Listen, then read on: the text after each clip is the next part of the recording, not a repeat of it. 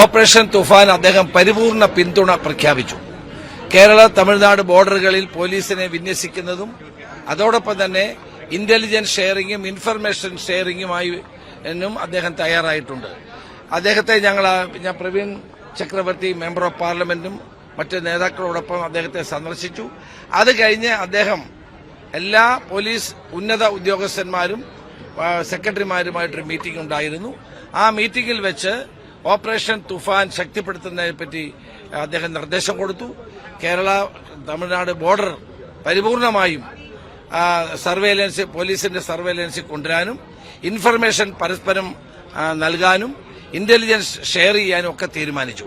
വളരെ അനുകൂലമായൊരു അന്തരീക്ഷമാണ്.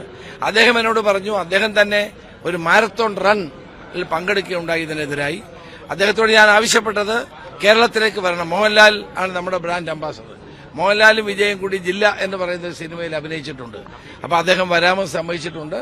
അവർ രണ്ടുപേരും കൂടി പങ്കെടുക്കുന്ന ഒരു പരിപാടി കേരള മുഖ്യമന്ത്രി വി ഡി സതീശനെ കൂടി പങ്കെടുപ്പിച്ചുകൊണ്ട് വലിയൊരു പരിപാടി ഞങ്ങൾ ഹോം ഡിപ്പാർട്ട്മെന്റ് എറണാകുളത്ത് വെച്ച് നടത്താൻ തീരുമാനിച്ചിട്ടുണ്ട്.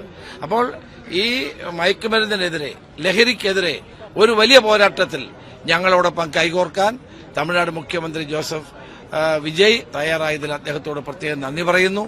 അദ്ദേഹം വളരെ വിശദമായി 1/2 മണിക്കൂർ നേരം ഈ കാര്യം ചർച്ച ചെയ്തു. ഫലപ്രദമായ നിലയിൽ ഇനിയുള്ള ദിവസങ്ങളിൽ കേരള പോലീസും തമിഴ്നാട് പോലീസും തമ്മിൽ വിവരങ്ങൾ കൈമാറിക്കൊണ്ട് ഈ മാഫിയയ്ക്കെതിരായിട്ടുള്ള ശക്തമായ പോരാട്ടവുമായി ഞങ്ങൾ മുന്നോട്ടു പോകും.